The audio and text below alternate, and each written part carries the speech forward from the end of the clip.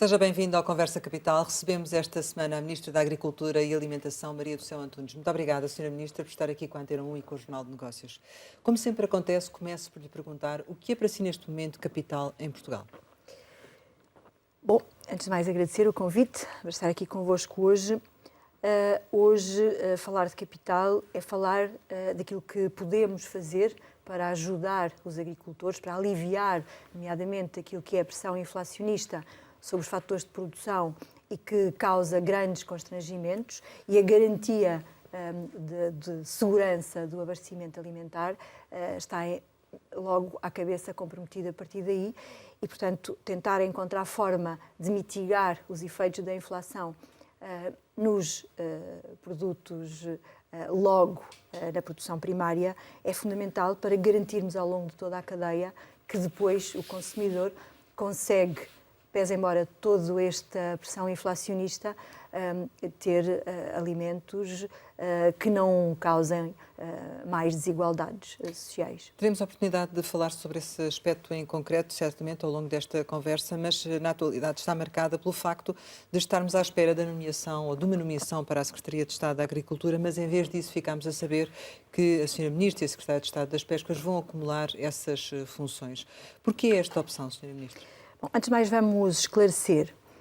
Aquilo que saiu no Decreto-Lei é uma fotografia à data da aprovação daquele diploma do Governo. E sempre que houver qualquer alteração ao Governo, esse Decreto-Lei vai ter que ser alterado. É uma questão jurídica, processual, pura e simplesmente, tal qual o Secretário de Estado da Presidência do Conselho de Ministros, André Mós Caldas, explicou. E, portanto, a nossa opção é de fazermos uma escolha, que estamos a refletir sobre ela, eu e o Sr. Primeiro-Ministro, e oportunamente vamos divulgar quem fará essa função. Precisava de mais tempo, é isso? Precisamos do tempo necessário e suficiente para fazermos esta escolha e para podermos trabalhar como estamos a fazer atualmente. A Sra. Secretária de Estado tem funções delegadas por mim no âmbito das pescas e, neste momento, eu estou a acumular as matérias todas da agricultura, que são minhas por delegação do Sr. Primeiro-Ministro e que, num futuro muito próximo, delegarei na pessoa que vier a assumir as funções de Secretário de Estado da Agricultura. Ainda assim, podiam ter feito este decreto mais cedo, não o fizeram. Porquê? Porque neste espaço de tempo têm efetivamente procurado alguém para o lugar? Não tem a ver com isso em concreto.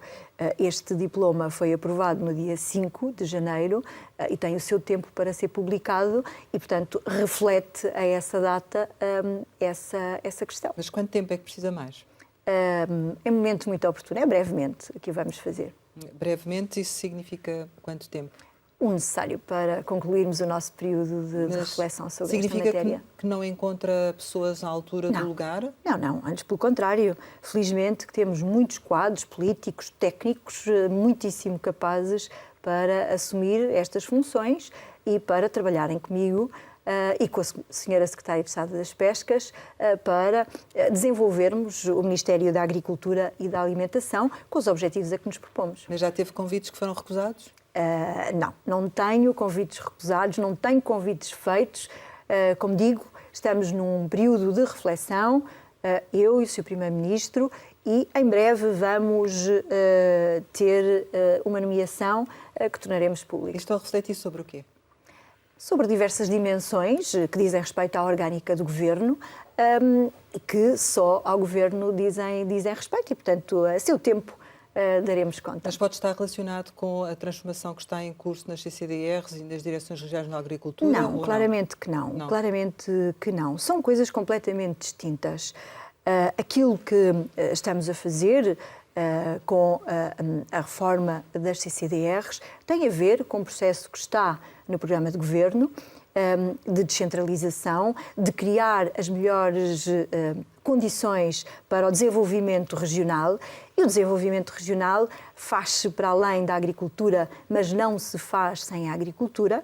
E aquilo que está previsto acontecer numa lei orgânica das CCRs, que está neste momento a ser discutida entre áreas governativas, é que haverá uma estrutura dentro da orgânica da CCDR para dar continuidade àquilo que são as atuais funções das Direções Regionais de Agricultura e Pescas. Também gostaria que depois nos explicasse melhor esse processo, mas ainda sobre esta situação, o PSD diz que há aqui um desrespeito pela agricultura e uma desvalorização do setor com esta decisão que hoje foi tomada. Não há uma decisão tomada e há uma interpretação errada que está a ser feito desta situação. O decreto-lei, este decreto-lei que hoje foi publicado e que foi aprovado anteriormente, diz respeito ao espelho do Governo.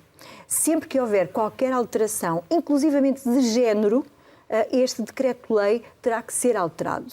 E, portanto, logo que o novo ou a nova Secretária de Estado da Agricultura tome posse, este decreto-lei terá que ser alterado de novo. Portanto, vai haver um Secretário de Estado da Agricultura? Obviamente que sim, que vamos propô-lo em breve e vai ser tornado público tão breve quanto se mostrar oportuno. Está a ter especial cuidado neste processo de escolha do próximo Secretário de Estado, tendo em conta o que aconteceu com Carla Alves? Olha, eu quero lhe dizer o seguinte em relação a este processo. As nossas escolhas são sempre informadas dos critérios que entendemos mais válidos para escolher as melhores pessoas para os lugares. A Carla Alves era dirigente do Ministério da Agricultura desde 2018. Era uma pessoa que, inclusivamente, pelo seu currículo e pelo facto de ter sido nomeada, inclusivamente antes de eu ter tomado posse e por ter passado por um processo de seleção através da CRESAP, mostrava todas as condições e mostra todas as condições para poder assegurar este lugar. Até porque eu não tutelava diretamente as direções regionais, era o Sr. Secretário de Estado que o fazia, mas tinha e tenho dela as melhores referências do ponto de vista profissional e sempre que estou no terreno e sempre que ia ao terreno e era acompanhada pela própria ou não, sempre todos os agentes do território tinham dela as melhores e faziam dela, mesmo que publicamente, as melhores referências. E, portanto, nós continuaremos a trabalhar no pressuposto que as nossas propostas para este cargo será a melhor pessoa que reúne as condições políticas e técnicas para poder trabalhar connosco nestas matérias. Em todo o caso, sabendo o que sabe hoje sobre a polémica que gerou, teria feito algo diferente nesse processo de seleção? Olha, em primeiro lugar, eu acho que isso, do ponto de vista mais operativo, deve ser, em primeiro lugar, uma escolha ou uma avaliação que é pessoal. Eu tive a oportunidade de perguntar à senhora engenheira Carla Alves se tinha alguma questão que a impossibilitasse de assumir o lugar, ou como foi dito que não, e, portanto, estou com a consciência de que fiz o meu melhor. Atualmente, temos já aprovado um questionário, sei que me vai perguntar isso a seguir, e esse questionário serve, em primeiro lugar, para o próprio fazer a sua avaliação, no sentido de se escrutinar para poder assumir ou não as funções para as quais está a ser convidado. Isso vai, de alguma forma, atrasar o processo de seleção? Não me parece que esse seja a questão que leva a atrasos ou a qualquer tipo de problema em relação a estas matérias. No decurso deste processo, em algum momento, a Sra. Ministra ponderou demitir-se? Não vejo razão para isso. Aliás, o meu lugar está sempre à disposição do Sr. Primeiro-Ministro. O que fiz em consciência, de forma muito transparente, muito aberta, desde o primeiro momento, e continuo disponível para trabalhar para os portugueses e para as portuguesas. A minha vida pública começou em 2006, já fui a eleições várias vezes, em 2009, em 2013, em 2017, em 2019, depois em 2020, a última foi em 2022, e, portanto, tenho para mim, que tenho as condições para continuar no lugar. Ainda assim, os agricultores pedem a sua demissão. Têm estado em protesto e têm outros protestos agendados. Vai chamar os agricultores para dialogar com eles em função destes protestos ou não? Os agricultores têm no Ministério da Agricultura sempre uma porta aberta para poderem falar connosco sobre todos os assuntos. É preciso escapulizar aquilo que está a ser dito e podemos começar, por exemplo, pela execução do Programa de Desenvolvimento Rural, se assim o entender. Eu dava conta que quando tomei posse em 2019, a execução do PDR 2020 estava em 61%. Estávamos, na altura, a aprovar 6.600 candidaturas por ano, num valor de 268 milhões de euros. De 2019 até 2022, em 2022, nós aprovámos 7.800 candidaturas, 314 milhões de euros, ou seja, subimos quase 20%.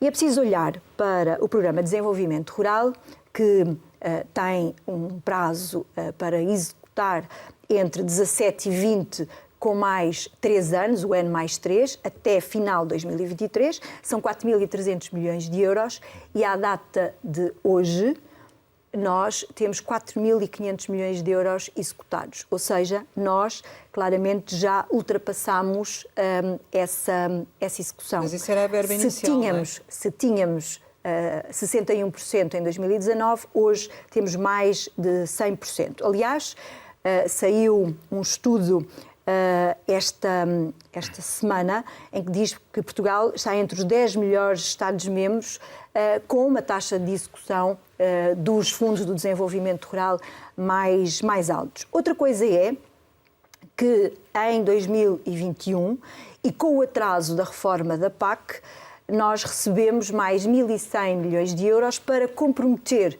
em 21 e 22 e executar até 2025, assim como recebemos do instrumento Next Generation mais 312 milhões de euros para o continente, também para executar até final de 2025. E se olharmos verdadeiramente para estes dados, é claro que a taxa de execução baixa, dos 101% para os 78%, o compromisso, ainda assim, já está nos 95%. Nós temos, neste momento, só 300 milhões de euros por comprometer. Dos 1.300 milhões, é isso? Exatamente. E também destes 300 milhões, importa dizer que 220 são para fazer pagamentos com os quais nós nos comprometemos através, por exemplo, das medidas para as zonas desfavorecidas ou para algumas medidas de ambiente e clima ou, por exemplo, para a medida FEADER para apoiar os agricultores mais afetados por estas sucessivas crises que temos vindo a sofrer. A explicação da Sra. Ministra já tinha sido dada, no entanto, a CAP, aliás, insiste dizendo que é gravíssimo que falta executar 24%. Eu não percebo essa afirmação da CAP, até porque a CAP tem lugar naquilo que é o órgão de concertação para a execução destes fundos. E eu pedi, inclusivamente, para ver o registro da última reunião deste Comitê de Acompanhamento, e aquilo que me foi dito é que, tecnicamente, a CAP diz que não é verdade e que não assume essa questão e pediu mais, inclusivamente, para abrirmos uma das medidas a qual é beneficiária direta para ações de informação. Aliás, nós precisamos mesmo contar com todos para a melhor execução do plano estratégico da PAC. É fundamental. Nós, no final do ano passado, fizemos uma reformulação dos protocolos com as confederações, com as 5 confederações. O ano passado tínhamos aumentado o protocolo em 5%, colocámos mais 5%, demos mais 300 mil euros por ano para a renovação do parque de máquinas das confederações, máquinas, leia-se, ou diga-se, computadores. São mais de 7 milhões de euros anuais para poderem ajudar os nossos agricultores a tirar partido daquilo que são os instrumentos do plano estratégico da PAC. Para além disso, demos o exclusivo às confederações para o serviço de aconselhamento e existem outras medidas, como os grupos operacionais, como as ações de informação, que são absolutamente determinantes. Portanto, o que está a dizer, e que já tive a oportunidade de dizer antes, é que há uma cooperação técnica entre o Governo e nomeadamente, a CAP, mas que, por outro lado, politicamente sente um distanciamento face a essa cooperação técnica no terreno. Vou citá-la, chegou a dizer que não bate a bota com a perdigota. Está a acusar, no fundo, a CAP de hipocrisia? O que quero dizer é o seguinte: o Governo trabalha com todos e com todas. Por exemplo, ainda no passado... é que eles não querem trabalhar consigo, aparentemente, porque dizem que a Sra. Ministra se deve demitir e acusam-na de ter incapacidade técnica. Mas estamos a falar de questões pessoais? Qual é a incapacidade técnica? Incapacidade técnica enquanto Ministra. Olha, como é que vê essas declarações? É a Ministra que faz a reforma da Política Agrícola Comum, que foi apresentada em 2018 e que em junho de 2021 é fechada por esta Ministra. Se assim não fosse, este ano estavam em risco os pagamentos, as ajudas à produção aos agricultores, que representam... Os agricultores dizem que não se revêem nessa PAC, porque, na verdade, nem no pré-PAC, porque não aceitou os contributos deles. Aceitámos muitos contributos deles, mas a política é nacional, mas é informada por um conjunto de princípios que são europeus. É o único projeto europeu, verdadeiramente, que junta os Estados-membros. E, portanto, nós, aquilo que estamos a fazer e aquilo que fizemos, com a participação das confederações, fizemos várias reuniões, bastantes reuniões técnicas, políticas, fizemos 2 consultas públicas e incorporámos aquilo que era de incorporar. Por exemplo, um dos pedidos que a CAP nos fazia para introduzir um pagamento ligado aos cereais, e nós fizemos. Mas o diálogo aqui parece esgotado, porque a partir do momento em que os agricultores estão na rua, pedem a demissão da Sra. Ministra, o que é que vai fazer para acalmar estes ânimos? Da minha parte não está esgotado o diálogo, antes pelo contrário.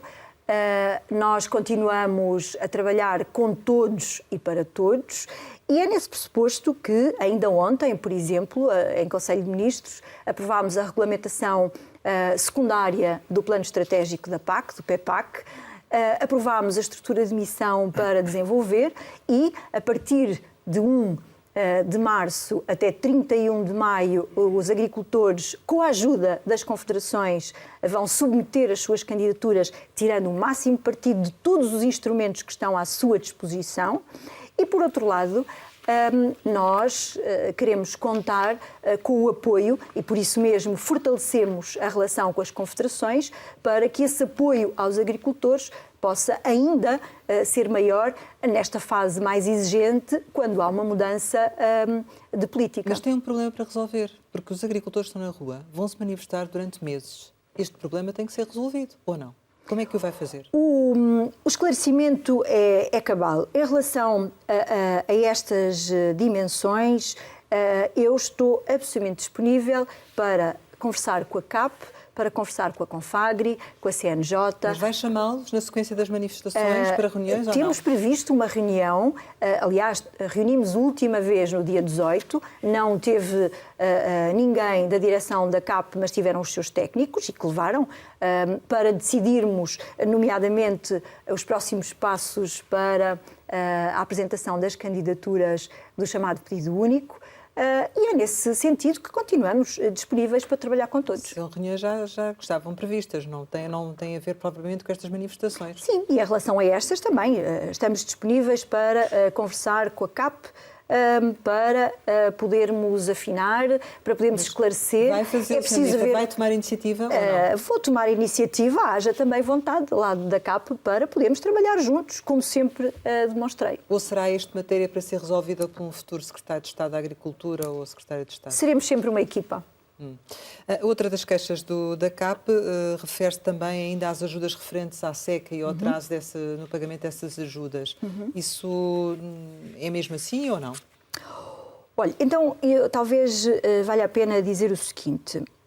Os apoios extraordinários que fomos dando desde 2020, quando começámos a sofrer o impacto do Covid, quando vimos o canal Horeca fechado, quando o turismo desapareceu e quando tivemos as pessoas confinadas e, portanto, os seus hábitos de consumo passaram também a ser diferentes, nós criámos medidas para mitigar os efeitos na vida dos agricultores.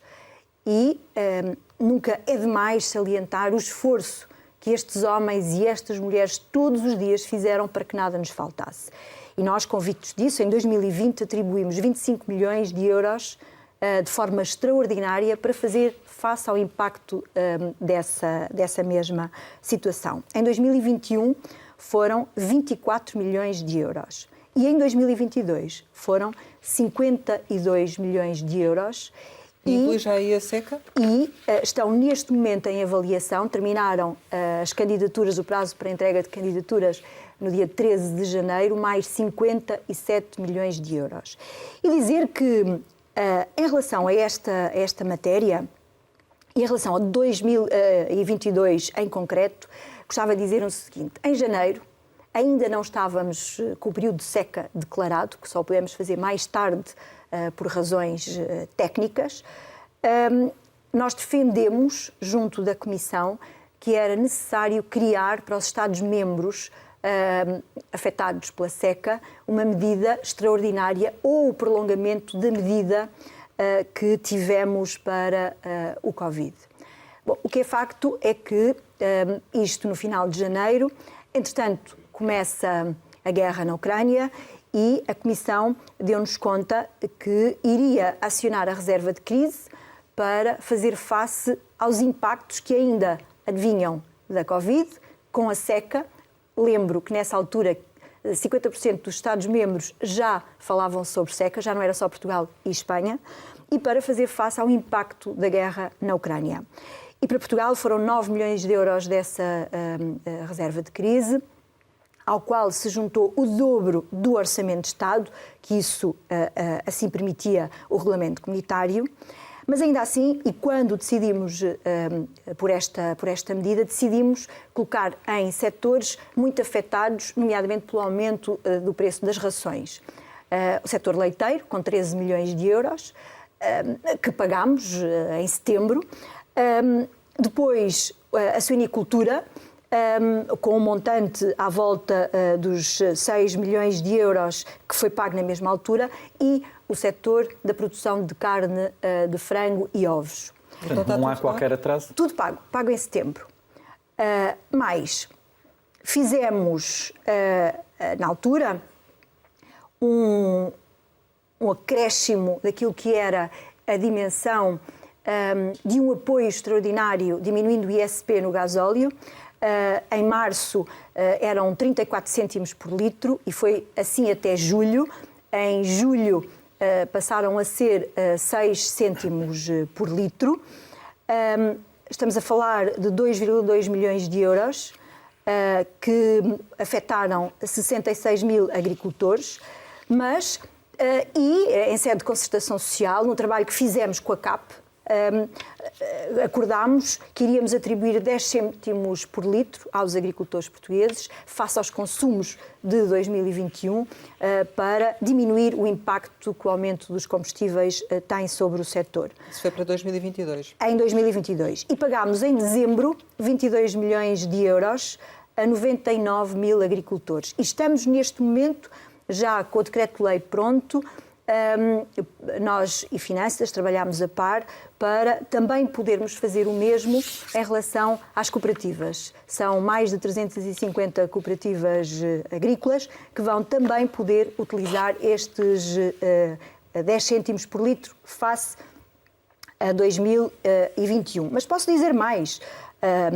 Há outras medidas que foram consideradas. A eletricidade verde, já só nos falta pagar o último trimestre e, como diz na legislação habilitante, será pago até março e, portanto, estamos a fazer tudo o que está ao nosso alcance, verdadeiramente, para trabalharmos tão célere quanto possível para fazer face a esta dimensão. Repito, foram 25 milhões em 2020, 24 em 2021, 52 milhões pagos em 2022 e estão neste momento a ser preparados mais 57 milhões. Diz o regulamento comunitário que estes pagamentos têm que acontecer até outubro. Nós queremos fazê-los ainda, se possível, este trimestre. Portanto, estamos a avaliar as candidaturas e vamos fazê-lo tão rápido quanto possível. Está tudo a correr de acordo com o calendário e não há atrasos em nenhuma área? Olha, eu, se me permite, gostava de lhe dizer o seguinte. Nós, inclusivamente, durante o ano 2020 e 2021, sabendo das dificuldades dos agricultores, e com toda a humildade, percebendo até onde é que nós podíamos ir, nós criámos condições para que quem tivesse investimentos a serem feitos pudessem pedir adiantamentos. Estamos a falar, no ano 2020, foram 60 milhões de euros de adiantamentos. Atrasos no adiantamentos para adiantamentos. Foram 30 milhões em 2021 e, em 2022, disponibilizámos aos agricultores portugueses 500 milhões de euros para podermos antecipar aquilo que iriam receber em parte em outubro e a restante parte em dezembro. E fizemos-lo. E no despacho que aprovei, dizia que o período de candidaturas a essa verba iria terminar no dia 31 de maio e, a pedido dos agricultores e das confederações, nós estendemos até dia 9. E diz esse mesmo despacho que nós devíamos pagar até o último dia do mês seguinte ao término da apresentação das candidaturas. Ou seja, se as candidaturas terminaram no dia 9 de junho, seria dia 31 de julho. Pagámos no dia 11 e no dia 12 235 milhões de euros a 36 mil agricultores. Como é que vêm então estas recorrentes queixas dos agricultores de atrasos permanentemente? Bom, gostaríamos de ser mais céleres, gostaríamos de ter outras medidas, faremos e fazemos tudo o que está ao nosso alcance. E há aqui uma dimensão que me parece importante. Fazemos todos parte do problema e fazemos todos parte da solução. Onde estão as soluções verdadeiramente para podermos fazer diferente? Fizemos-las.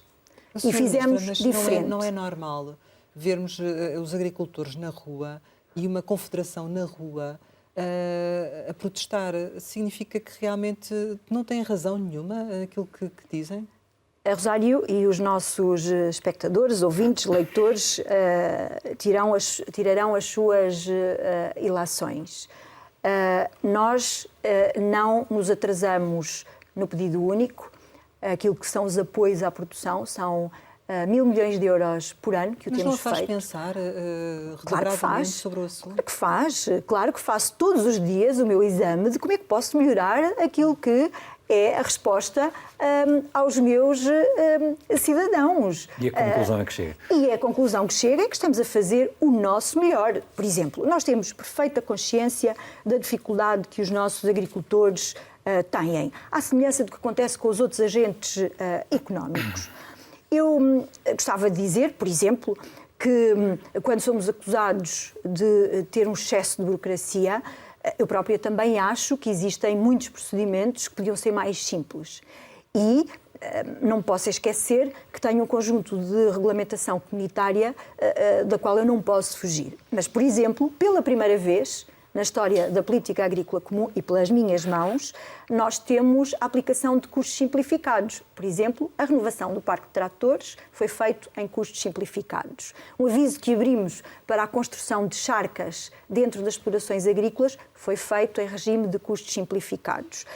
Mais, nós aumentámos as taxas de apoio, por exemplo, nos territórios vulneráveis aos incêndios, em 10%. Nós utilizámos as premissas do Next Generation e levámos ao limite a taxa de apoio, em alguns territórios em 60%, nos territórios vulneráveis em 70%. Estamos, inclusivamente, neste momento, com uma nova possibilidade aos agricultores de flexibilização dos seus pedidos de pagamento para poderem deixar cair iniciativas nos seus investimentos que não lhes faça sentido e que, com isso, possam alocar essas verbas, porque bem sabemos que com o custo das matérias-primas, muitas vezes aquilo que se candidataram deixou de ser suficiente para fazer todo o investimento. E quando tomei posse, estava em negociação um instrumento financeiro com 300 milhões de euros para fazer face a novos investimentos que viessem a acontecer, e também foi pelas minhas mãos que alterámos esse instrumento financeiro para permitir aos agricultores ir com excelentes condições, não só buscar fundo de maneio, como buscar também a possibilidade de fazer ali o seu capital para fazer face ao capital próprio que é necessário para os investimentos que estão em curso. Realmente, quem ouve todas essas medidas fica a pensar porque é que os agricultores estão na rua. A verdade é que eles. Mas então deixe-me só dizer-lhe, só para concluir este meu raciocínio, se não se importa. É dito pela Eurostat que em 2021 Portugal apresenta 14% de crescimento da produção agrícola, está em quarto lugar entre os seus pares na Europa, e que isso se deve a um aumento dos apoios em 2,6%. Isto demonstra bem o esforço que temos estado a fazer para acompanhar as necessidades dos agricultores portugueses. Entretanto, há uma outra razão de ser também destes protestos, tem a ver com uma situação que já aqui falámos, que é a integração das Direções Regionais de Agricultura nas CCDRs. Quais são as vantagens desta alteração, Sra. Ministra? Olha, em primeiro lugar, como eu há pouco disse, está no programa de governo criar condições para um verdadeiro desenvolvimento regional. E as comissões de coordenação têm essa função e, de acordo com as novas funções que o Governo lhe quer atribuir, vai juntar às áreas que já estavam sob sua alçada matérias como a educação, a cultura, a saúde, a economia, as infraestruturas, o ambiente e também o trabalho e a agricultura. Não vai haver extinção de serviços, não vai haver deslocalização de serviços, vai haver uma rentabilização verdadeiramente e criando condições para que um vice-presidente, eventualmente, da CCDR, ficar com a área da agricultura e à mesa poder juntar-se com os seus pares para ultrapassar questões e colocar verdadeiramente a agricultura também no centro daquilo que é o desenvolvimento regional. É também uma forma de ultrapassar a falta de funcionários? Não, não me parece que seja essa a dimensão, até porque posso partilhar com todos que neste momento o Ministério encontra-se a fazer um estudo muito sério para a digitalização do Ministério. Nós temos consciência que o Ministério da Agricultura, à semelhança do que acontece na administração pública, tem uma média etária muito alta, perto dos 55 anos. Vamos ter um conjunto muito alargado de reformas que se vão fazer em breve e nós temos uma estratégia que queremos implementar, nomeadamente para a capacitação com recursos humanos altamente qualificados e para podermos verdadeiramente trabalhar a dimensão da agricultura do século XXI. Quantas pessoas é que estamos a falar? Quais são as necessidades? Neste momento, não lhe vou avançar com números. Os números estão a ser estudados no sentido de otimizar os recursos e, repito, tendo em atenção as apresentações que vão ser feitas, tendo em atenção as novas necessidades, seja ao nível da garantia da qualidade, seja ao nível da garantia de recursos humanos altamente qualificados para esta dimensão de uma agricultura que tem que ser mais inovadora. Mas não nos pode dar uma ordem de grandeza das necessidades face a essa renovação geracional até que... Preferia não o fazer neste momento. Os dados que tenho ainda estão a ser trabalhados pelo Ministério, ainda vão ser discutidos, nomeadamente com a área governativa da administração pública e, a seu tempo, apresentaremos todo este processo. O que temos em marcha, verdadeiramente, é todo este trabalho para podermos otimizar. Nós precisamos... Mas deixe-me só perguntar, quando é que espera novidades em relação a isso? Espero, durante este trimestre, ter a apresentação macro do projeto que estamos a desenvolver. Vamos voltar à questão das CCDRs, porque há aqui ainda alguns aspectos que gostava que nos esclarecesse. Como referiu, as CCDRs vão ter também outras áreas. Não teme que, eventualmente, a agricultura acabe por ser aqui um pouco o parente pobre, que, por outro lado, haja mais dificuldade também dos agricultores no acesso à administração pública com estas mudanças? Não sei, neste momento, como é que se pode tirar essa ilação, porque os serviços vão continuar onde estão, com as pessoas que estão e com a renovação que tiver que ser feita em vicissitude das necessidades ou seja por via de novas competências, seja por via de aposentações. E, portanto, o trabalho que estamos a desenvolver dentro do Governo, não para fragilizar, antes pelo contrário, até porque a agricultura gera um pacote financeiro muito significativo, onde as direções regionais têm assento na Comissão de Gestão e, portanto, continuaremos a ter a sua representação através das direções das CCDRs neste mesmo órgão, para podermos colocar os fundos públicos ao serviço de uma estratégia que já hoje acontece. Isto é uma realidade nova, precisa de ser explicada. Não acha normal que os agricultores tenham dúvidas e que tenham receios? Claro que sim, e por isso mesmo temos vindo a explicar e continuaremos a explicar, nomeadamente não podemos sobrepor-nos àquilo que é o trabalho do próprio Governo. O Governo, neste momento, está a trabalhar no sentido do desenvolvimento dos instrumentos, onde existir consultas públicas, reuniões setoriais, mas neste momento aquilo que queremos dizer é que a agricultura faz parte do desenvolvimento regional e, portanto, é nesse pressuposto que trabalhamos com as outras áreas governativas para podermos, dentro da Comissão de Coordenação, ter um lugar que permita fazer isso mesmo. A Sra. Ministra não perde poder, não perde controle com esta alteração? Não. Aliás, nem seria lógico que assim fosse, porque quando olhamos para a política agrícola comum, que é europeia, onde claramente há regras muito claras para cumprir, todas as orientações serão emanadas do Ministério da Agricultura.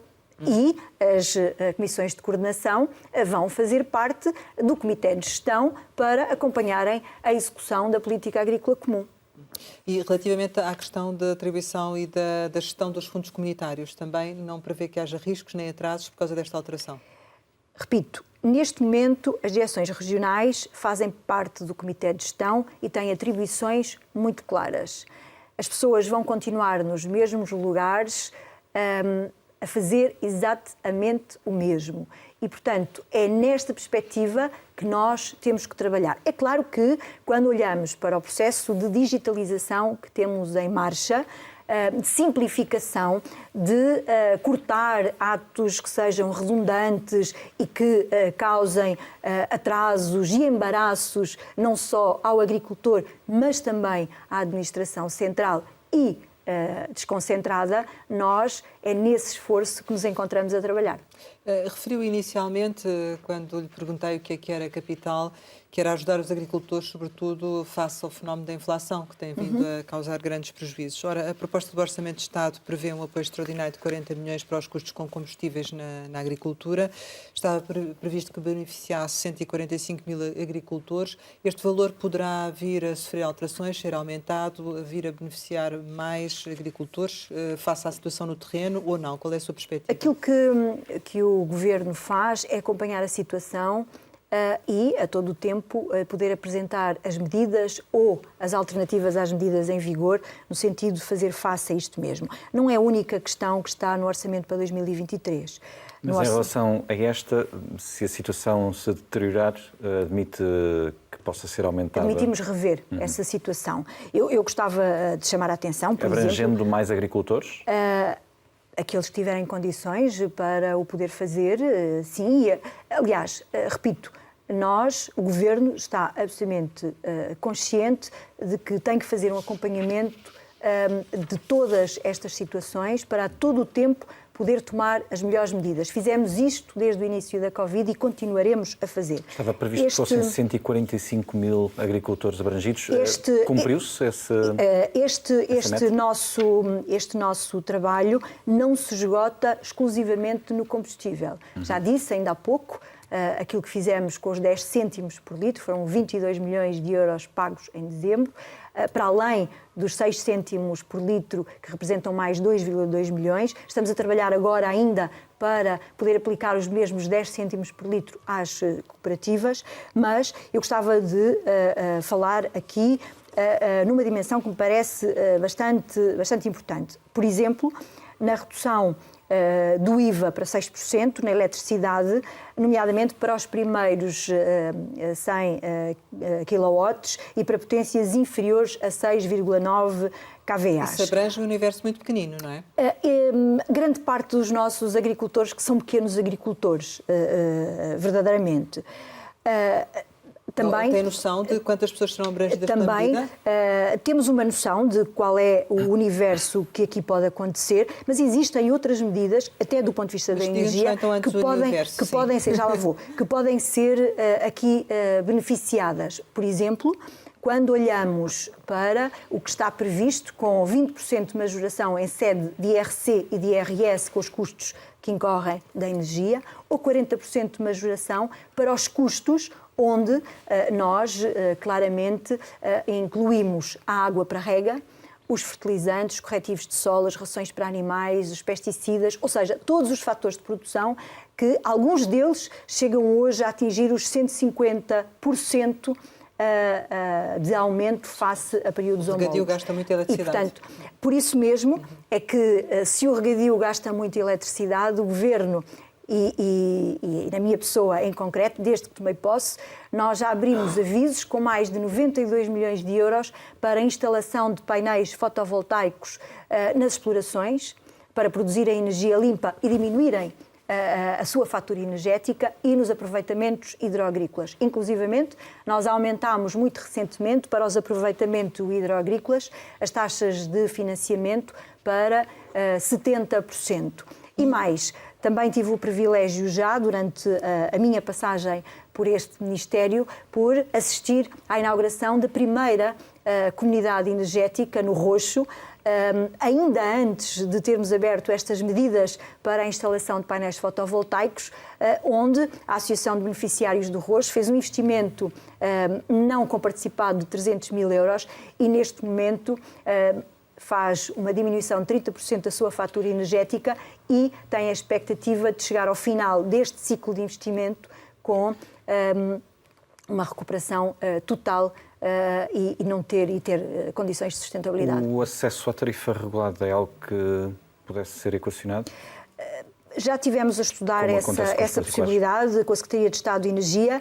Vamos voltar a falar sobre esta matéria, nomeadamente com a nova Secretária de Estado que agora tutela essa pasta. O universo dos agricultores poderão ser abrangidos pela redução do IVA? Consegue dizer-me? Olha, é uma percentagem muito significativa, porque grande parte dos nossos agricultores são pequenos agricultores, mais de 80% serão pequenos agricultores.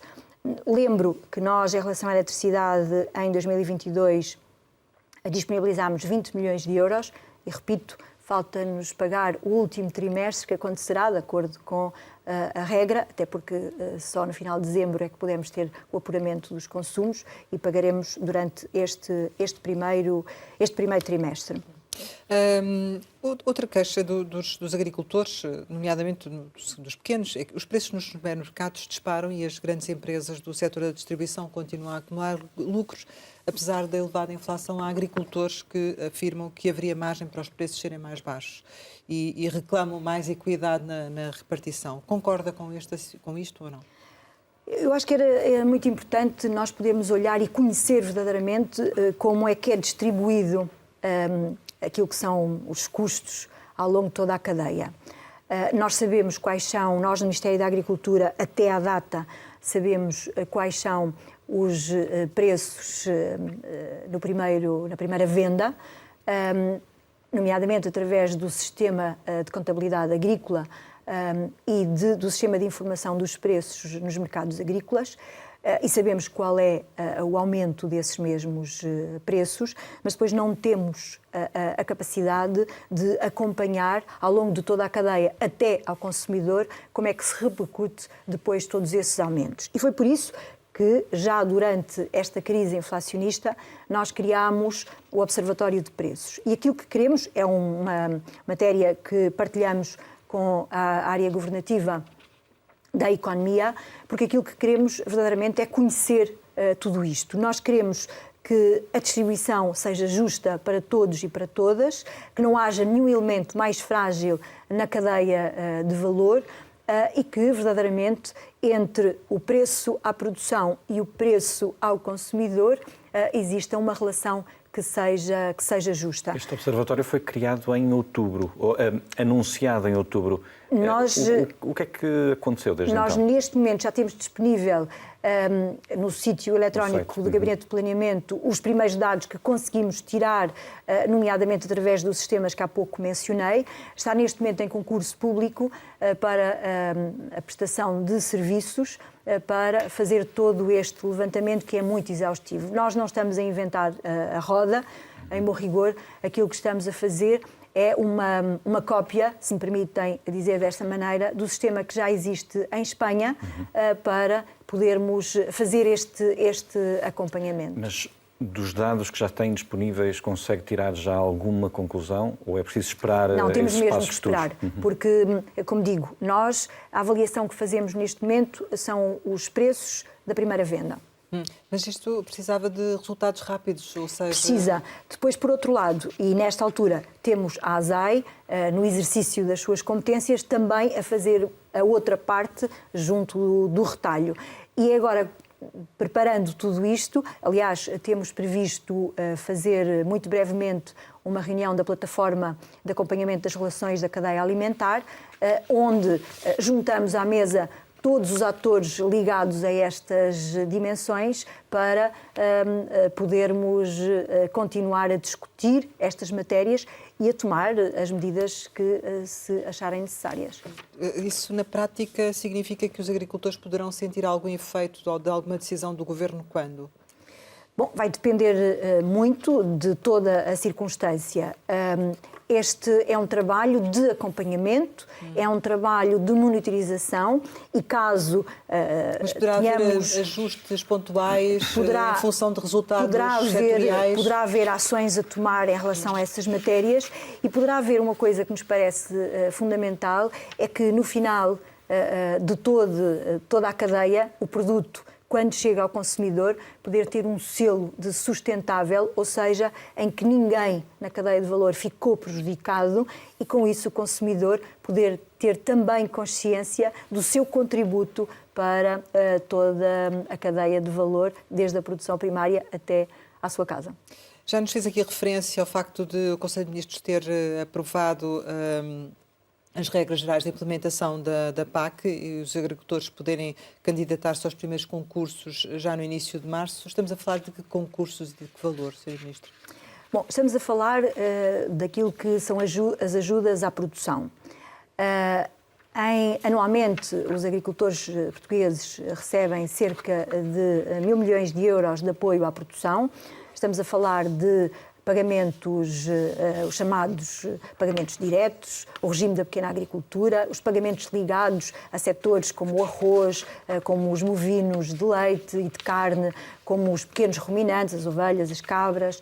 Estamos a falar do tomate para a indústria e, pela primeira vez, as sementes certificadas e os cereais, para podermos aumentar o nosso nível de autoaprovisionamento em relação a estas matérias.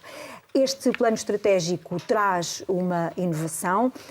Aquilo que antes era chamado greening, que era uma fatia paga à parte para os agricultores poderem ter práticas mais sustentáveis, deixou de existir, passou a estar no pagamento de base e 25% desse pacote está ligado aos regimes ecológicos, onde está a produção integrada, onde está a agricultura biológica, onde estão algumas matérias, por exemplo, ligadas ao bem-estar e à saúde animal, à diminuição do uso de antimicrobianos, onde está, por exemplo, a preservação da biodiversidade e, portanto, os agricultores vão ter que concorrer a estas várias medidas e onde tem também os seguros, que, grosso modo, de forma média, anualmente representam até 18 milhões de euros para ajudar os agricultores a segurarem as suas colheitas, as suas explorações.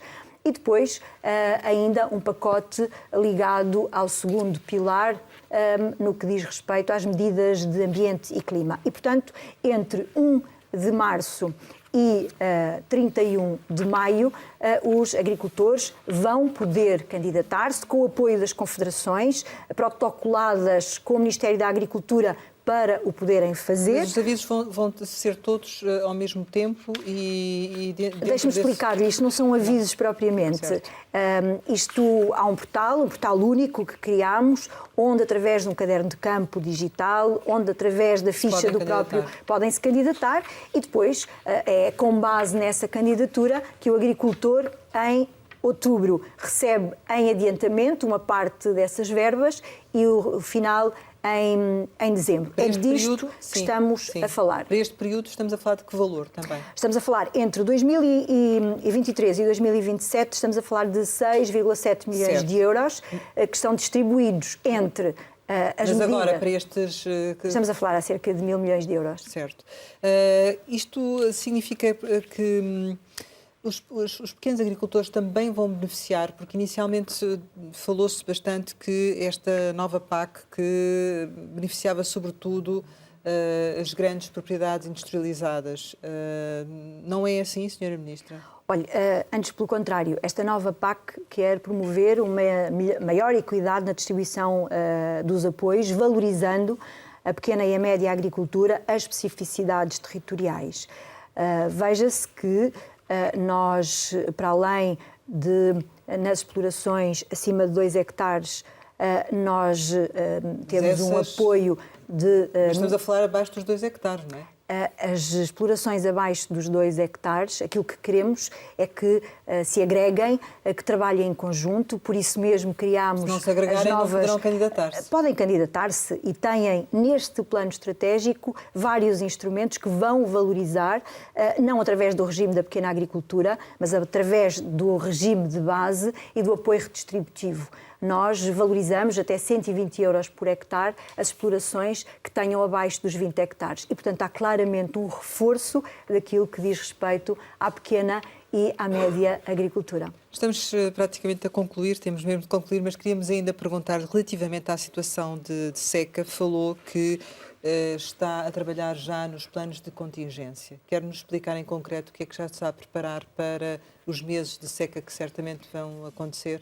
Muito bem. Nós, a esta altura, olhamos para as nossas albufeiras e percebemos que 64 das albufeiras que utilizamos para a agricultura estão acima dos 80% da sua capacidade de armazenamento.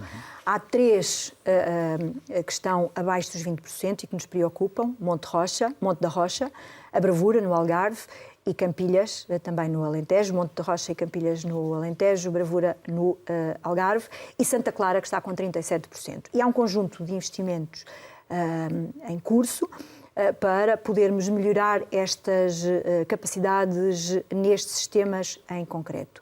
Neste momento, todas as nossas albufeiras têm planos de contingência e, verdadeiramente, aquilo que nós nos encontramos a fazer é a trabalhar, por exemplo, no Algarve, com a aplicação do que diz respeito ao plano de eficiência hídrica, que tem do plano de recuperação e resiliência 17 milhões de euros em obras que já estão em curso para podermos dotar aquele território das condições para a rega nas explorações agrícolas.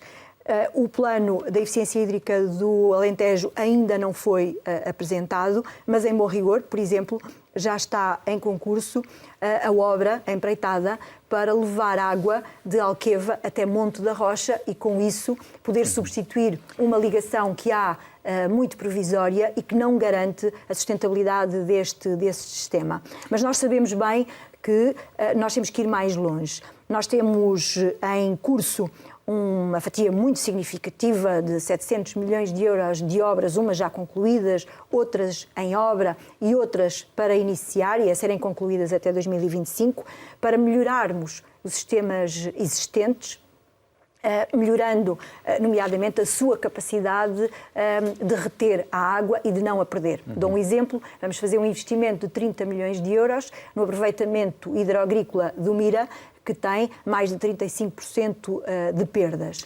E nós temos que fazer isso. Mas, ao mesmo tempo, nós temos, e estamos a fazer esse trabalho com o Ministério do Ambiente, a trabalhar, em primeiro lugar, aquilo que será o nosso futuro coletivo. Nós precisamos, para garantir o abastecimento alimentar, que é a premissa desta reforma da PAC, nós precisamos garantir um regadio. Sabemos que a diferença de produtividade entre um hectare de sequeiro e um hectare de regadio é de 5 vezes mais para o regadio.